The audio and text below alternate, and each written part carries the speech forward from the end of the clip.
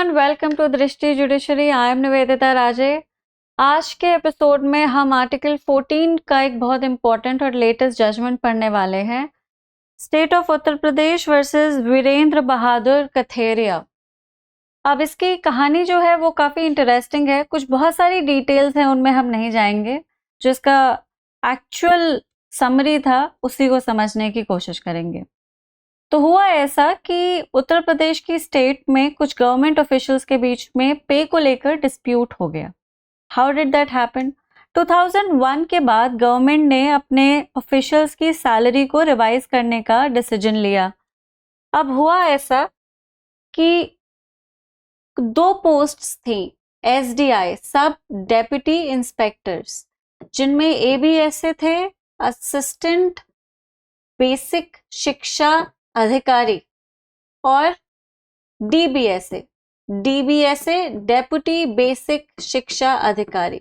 एक तरफ ये थे और दूसरी तरफ थे हेडमास्टर्स। अभी गवर्नमेंट जूनियर हाई स्कूल्स के ऑफिसर्स की बात हो रही है।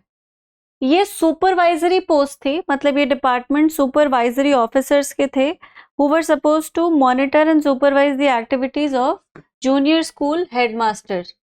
ठीक है, तो ये हायर पोजीशन पे थे।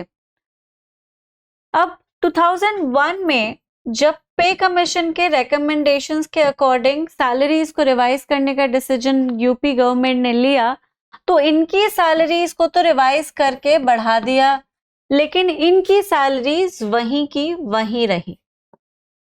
The salary did not increase for them.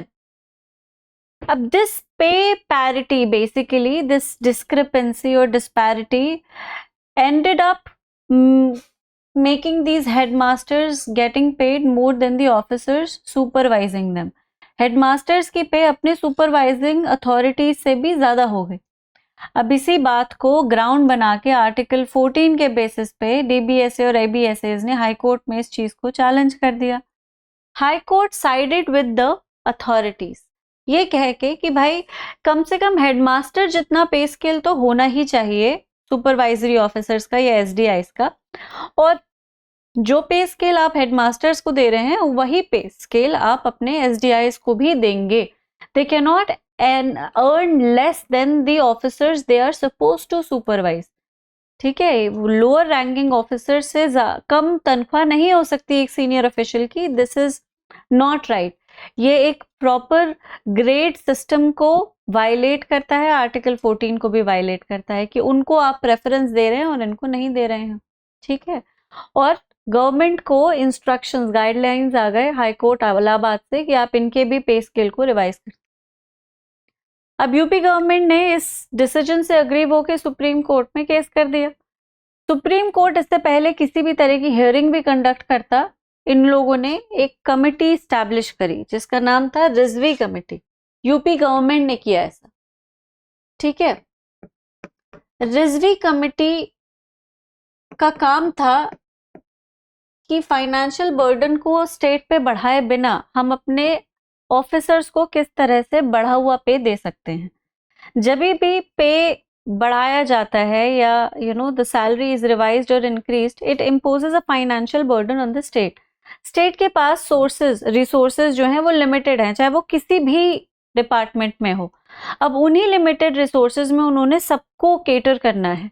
अब यहाँ पे अगर किसी को ज्यादा मिल रहा है, किसी को कम मिल रहा है, तो उसकी वजह स्टेट का अपना कोई विम्सिकल फेवरेबल इंटरेस्ट नहीं है, ये बस उनकी फाइनेंशियल रिसोर्सेस की लिमिटेशन है जिसको वो बैलेंस करते हुए चलते हैं। ठीक है, रिजवी कमेटी ने इसी चीज को गवर्न करने के लिए, रिजवी कमेटी को इसी चीज को एडमिनिस्टर और समझने के लिए कॉन्स्टिट्यूट किया गया था। अब रिजवी कमेटी ने ये रिकमेंडेशन दिया कि एबीएसए और डीबीएसए की जो ये पोस्ट है इसको मर्ज कर दो। ठीक है, इसको मर्ज करके एजुकेशन ब्लॉक ऑफिसर बना दो। Merge this role into one position, education block officer या एजुकेशन ऑफिसर ब्लॉक। एक पोजीशन हो जाएगी तो स्टेट के पास दो गवर्नमेंट डिपार्टमेंट्स को पे करने का बर्डन नहीं आएगा और इनको आप नए कमीशन के हिसाब से पेमेंट दे दीजिए। 2001 में के हिसाब से जो रिकमेंडेशन के हिसाब से जो पे स्केल बढ़ना चाहिए था उसके हिसाब से आप इनको रिवाइज पे स्केल पे दे दीजिए तनख्वाह। लेकिन क्योंकि आप पे फाइनेंशियल बर्डन है, you have to adjust around the resources, make a plan and do everything, क्योंकि आपको create a new department, merging the 2 departments, उसमें बहुत सारा टाइम जाएगा, प्रोसेस जाएगा, खर्चा भी आएगा। तो आप क्या करें कि इस बेनिफिट को 2001 से नहीं शुरू करें, ये 2006 से शुरू होगा। The post and the pay would start from 2006 और जो नया पे है, जो नया रिवाइज्ड पे है, कमीशन के हिसाब से जो नया पे है उसका एक्चुअल फाइनेंशियल बेनिफिट 2008 से शुरू होगा। अब ये 2 साल जो मिल जाएंगे स्टेट को, उसमें वो एरियर्स के साथ इनको नए स्केल के अकॉर्डिंग पे करने भी लगेगी और किसी भी तरह का बर्डन भी नहीं आएगा स्टेट के ऊपर। That's what Rizvi committee recommended. अब इन कमिटी रेकमेंडेशंस को सुप्रीम कोर्ट के सामने रखा गया और सुप्रीम कोर्ट ने कहा बात बिल्कुल सही है, काफी रीजनेबल है, ये किया जा सकता है, और जो पेटिशन थी, अपील जो थी, उसको डिसमिस कर दिया। अब बीच में 2-3 इंसिडेंसेस ऐसे हुए जहां पे जो रिस्पोंडेड है प्रॉपर वीरेंद्र बहादुर, इनको नए पे स्केल के हिसाब से तनख्वाह मिल गई। ठीक है, इन्होंने बताया भी नहीं और फिर इनको तनख्वाह भी ज्यादा बढ़ के मिल गई और इनको पेंशन बेनिफिट्स भी उसी हिसाब से मिलने लगे। जब ये रिटायर हो गए और जब इनकी पेंशन को देखा गया कि इनको तो पेंशन बाकियों से ज्यादा मिल रही है, तो उनसे रिकवरी की गई, पेंशन और ग्रेचुइटी से अमाउंट काटने का फैसला लिया गया और सैलरी में जो उन्हें एक्स्ट्रा मिल गया था उसे रिकवर करने का उन पर क्लेम डाल दिया। उन्होंने मना कर दिया कि मैं किसी भी तरह का कोई अमाउंट पे नहीं करूंगा। इस पे भी बहुत टाइम केस चला, हाई कोर्ट में गया, स्टेट ने रिप्लाई फाइल नहीं किया, फिर सब कुछ कल्मिनेट होके 1 सिंगल केस सुप्रीम कोर्ट के पास आता है। अब बात यही है, सुप्रीम कोर्ट को डिसीजन यही लेना था कि भाई इस फाइनेंशियल बर्डन को जो स्टेट के ऊपर है, इसे इंडिविजुअल के राइट्स के साथ कैसे बैलेंस किया जाए। Now state is supposed to cater to all its officials. If you are increasing pay of one official in the department, you cannot do it. You need to take into consideration the entire department, otherwise Article 14 violate हो जाता है। आप एक officer को favour नहीं दे सकते, एक department को फेवर नहीं दे सकते, आपको पूरा डिपार्टमेंट लेकर चलना पड़ेगा। ठीक है, आर्टिकल 14 वायलेट हो जाएगा। लेकिन यहीं पे बात आती है कि भाई अगर आप पूरे ही डिपार्टमेंट को फेवर देने लगेंगे तो हो सकता है कि आप उस फाइनेंशियल बर्डन को मैनेज ही ना कर पाए, हैंडल ही ना कर पाए, क्योंकि आपको सारे ही डिपार्टमेंट को फेवर देने की इच्छा थी, इसलिए आप किसी को भी नहीं दे पाए। तो इक्वालिटी जो राइट है, फंडामेंटल राइट है, उसको एक बहुत ही लेजिटिमेट कंसर्न के साथ कैसे बैलेंस करो। You can not drain the state out of its resources and you can not allow the state to violate a person's rights as well. ठीक है, तो रिकवरी का अमाउंट, मतलब जो रिकवरी पिटिशन डला हुआ है, क्या ये एंटरटेन होना चाहिए? Should the individuals or the employees really be made to return the money that they earned, or should the state be prohibited from accruing or recovering any amount? पहला तो यही था कंटेंशन।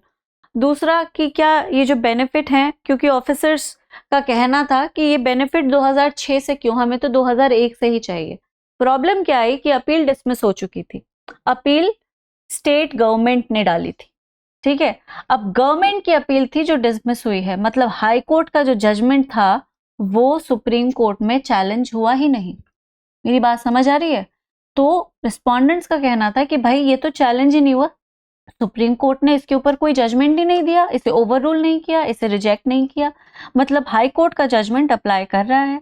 हाई कोर्ट ने कहा कि हमें benefit 2001 से मिलना चाहिए, जब से हेडमास्टर्स को मिला था, तो आप हमें 2001 से ही बेनिफिट दीजिए।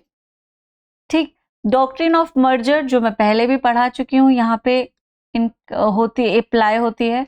सुप्रीम कोर्ट ने कहा डॉक्ट्रिन ऑफ मर्जर, क्योंकि हमने रिजवी कमेटी के रेकमेंडेशंस को जैसे ही एक्सेप्ट किया, उससे रिलेटेड लोअर कोर्ट्स के, हाई कोर्ट्स के जितने भी ऑर्डर जजमेंट्स थे वो ऑटोमेटिकली हमारे इस ऑर्डर में कल्मिनेट हो गए, मर्ज हो गए। ठीक है, so the fact that we accepted the Rizvi committee's recommendations means कि हाई कोर्ट का वो जजमेंट अब अप्लाई नहीं करता, मर्ज हो चुका है। इस तरह से ये खत्म हो गया। 2001 से बेनिफिट नहीं दिया जाएगा, 2008 से ही दिया जाएगा, क्योंकि स्टेट के फाइनेंशियल रिसोर्सेस को भी एक कंसिडरेशन देना जरूरी है। आप स्टेट को निचोड़ नहीं सकते राइट्स के नाम पे। आर्टिकल 14 एब्सोल्यूट नहीं है। आर्टिकल 14 को एक पर्टिकुलर पैरामीटर में ही एक्सरसाइज किया जा सकता है। It does not come with an absolute equality, it comes with equality that is to be applied in cases where it is applying legitimately and properly. You can only treat equals equally. ठीक है, आप class discrimination नहीं कर सकते हो, लेकिन आप discrimination कर सकते हो। अगर आप अपने डिस्क्रिमिनेशन को या अपने क्लासिफिकेशन को प्रॉपरली जस्टिफाई कर सके तो आप डिस्क्रिमिनेट भी कर सकते हैं। आर्टिकल 14 बराबरी वालों के बीच में इक्वालिटी एडमिनिस्टर करने की परमिशन देता है। जिन लोगों की बराबरी ही नहीं है उनको इक्वली ट्रीट नहीं किया जा सकता। एक अपर मिडिल क्लास का आदमी अगर एक सरकारी राशन की दुकान पे आके सब्सिडाइज्ड राशन मांगता है तो उसको ये बेनिफिट नहीं मिलेगा। क्यों? क्योंकि उसे वो बेनिफिट डिजर्व ही नहीं करता, वो नॉर्मल राशन खरीद सकता है। आप बात समझ आ रही है? तो आर्टिकल 14 अनरिस्ट्रिक्टेड एब्सोल्यूट नहीं है, बिल्कुल स्टेट को इक्वल ट्रीटमेंट देना ही है, लेकिन वो इक्वल ट्रीटमेंट अपने रिसोर्सेस को, डायरेक्टिव प्रिंसिपल्स को, हर चीज को बैलेंस करते हुए दिया जाएगा। लोगों की जरूरत को, उनके स्टेटस को, स्टेट के पास जो भी कुछ अवेलेबल है उसको, everything needs to be balanced out before favouring a person or before allowing them to exercise their respective rights. ठीक है, so this was the Supreme Court case. ये सुप्रीम कोर्ट का जजमेंट आया कि फाइनेंशियल बर्डन नहीं डाला जा सकता स्टेट के ऊपर if you are to cater to the entire department, if you are to increase salaries of every employ in that particular segment, you need to give them time to manage और arrange the funds. और ये 2 साल बहुत reasonable है, specially जब उन्होंने कहा है कि वो पिछले 2 साल के एरियर्स भी देंगे, है ना। तो ये रीजनेबल क्लॉज माना गया and state government was allowed to keep working according to the recommendations of Rizvi committee. जो स्टेट का अपना क्लेम था कि एम्प्लॉयज से कहेंगे हमारा जो पैसा एक्स्ट्रा उनके पास चला गया था उसे लौटाएं, ये सुप्रीम कोर्ट ने डिनाई कर दिया कि एक रिटायर्ड पेंशन होल्डर से आप किसी भी तरह की अमाउंट की रिकवरी नहीं कर सकते। दिस वाज एन अनोमली और a problem on state government, it was a mistake that was made by the state government, और उन्हें टाइम से देखना चाहिए था और उसे टाइम से ही इम्प्रूव करना चाहिए था। अब पेंशन से, ग्रेच्युटी से फंड्स को काटना एक रिटायर्ड एम्प्लॉय पर अननेसेसरी हार्डशिप है। तो जब स्टेट गवर्नमेंट पे किसी अननेसेसरी हार्डशिप को हम रोक रहे हैं तो एक एम्प्लॉय पर, वो भी एक ओल्ड एज्ड एम्प्लॉय पर, वो हार्डशिप हम कैसे अलाउ कर सकते हैं? ठीक है, तो इस हार्डशिप को रिमूव कर दिया गया, रिकवरी सूट को डिसमिस कर दिया गया। So this was the case. अब आर्टिकल 14 को बैलेंस किया जाता है। It's not just article 14. Every right in that manner has to be balanced according to the existing circumstances. जिन circumstances में right violate हुआ है वो circumstances क्या थे? क्या वाकई आप अपने right को exercise कर सकते थे? क्या ऐसी सिचुएशन थी कि राइट वायलेशन के अलावा कोई और चारा ही नहीं था, करना ही करना था, या फिर एक यूटिलिटेरियनिज्म प्रिंसिपल के बेस पर आपके राइट को वायलेट किया गया? रिसोर्सेज, देश काल परिस्थिति, हर चीज को कंसिडर किया जाता है, उसके बाद डिसीजन आता है कि वाकई वायलेशन हुआ है और उसे एड्रेस कैसे करें। ठीक है, चलिए नोट्स कैसे बनाने हैं इसकी तरफ चलते हैं। ये है फैक्ट्स ऑफ द केस, मैं आपको बता ही चुकी। Merging post proposing to rectify pay scales, granting benefits from 2006 and 2008 actually, यहाँ से notionally 2008 से actually, which the Supreme Court accepted in 2010. Legal provisions article 14 थे, doctrine of arbitrariness, सब आपको पता ही है क्या होता है article 14, डिटेल में हम डिस्कस नहीं करेंगे। कोर्ट के observations rule that pay parity isn't an automatic right unless the government intentionally equates two rules. तो pay parity को आप यूं ही you cannot remand them as a matter of right कि मेरा supervisor मेरे से ज्यादा कैसे कमा रहा है. This is not something you can demand unless the government is treating you both equally. अगर मैं ट्रक चला रहा हूँ और सामने वाला बस चला रहा है तो शायद मेरी पे सेम हो सकती है क्योंकि हम दोनों ही हैवी ड्यूटी व्हीकल्स चला रहे हैं, लेकिन एक आदमी ऑटो चला रहा है और बस वाले जितना पेमेंट डिमांड कर रहा है तो ये थोड़ा सा डिस्प्यूट है. It's just an example by the way. Differences in qualifications और ड्यूटीज प्रिवेंट इक्वल पे, इस वजह से पे पैरिटी कई बार आ जाती है. Court highlighted the need to end prolonged pay disputes using its power to ensure justice by upholding 2011 order granting benefits from 2006 and 2008. कोई भी extra payments that have already been made to employees should not be recovered, right? So you already know this. court के observations हमने पढ़ लिए हैं. ये important case laws हैं जो इससे related हैं. State of Punjab versus Rafiq Masi established the principle of non-recovery of excess payments. State of West Bengal versus Anwar Ali Sarkar. EP Royappa versus Tamil Nadu, doctrine of arbitrariness पे है ये. Maneka Gandhi versus union of India. तो basically balancing, arbitrariness को remove करने का या counter करने का तरीका बैलेंस ही है. ठीक है, रॉयप्पा, मेनका गांधी, आरडी शेट्टी सब इसी बैलेंस को अचीव करने के केसेस थे. अब आपके पास एक लेटेस्ट 2024 का भी केस है. क्वेश्चंस पर आ जाते हैं. Which article affirms the fundamental right to equality before law. ठीक है, तो बहुत ही आसान है, इसका आंसर आपको पता होना चाहिए. कमेंट्स में लिख के बताइएगा, किसी ना किसी प्रीलिम्स में आ ही जाता है. इतना आसान क्वेश्चन आ सकता है क्या ma'am, something you might be wondering, आ जाता है. What does article 142 of India allow the Supreme Court to do. ठीक है, ये आपको पता होना चाहिए, बहुत बहुत इंपॉर्टेंट है ये, और इसका आंसर आप मुझे कमेंट्स में लिख के बताएंगे. इस केस में 142 की पावर्स को ही यूज किया गया था. The doctrine of arbitrariness was established in which case? मैंने बताया नहीं है, but it is something that you can look and you should know, and the answer should be left in the comments below. कि mains के questions हैं दृष्टि के. critically evaluate the doctrine of arbitrariness as it relates to Article 14 of the Constitution with reference to EP Rayappa versus State of Tamil Nadu. Critically examine the concept of reasonable classification in the Indian legal system, focusing on its application in administrative decisions related to pay scales and promotions. अच्छे questions हैं, इनको लिखने की practice आप कर सकते हैं. बाकी अगर कोई भी प्रॉब्लम हो तो आप कमेंट्स में अपनी प्रॉब्लम लीव कर सकते हैं. We shall definitely address it. That's it for today. फिर मिलेंगे अगले एपिसोड में इसी तरह के किसी बहुत इंपॉर्टेंट केस के साथ. तब तक के लिए सब अपना ख्याल रखें. Thank you so much. Bye bye.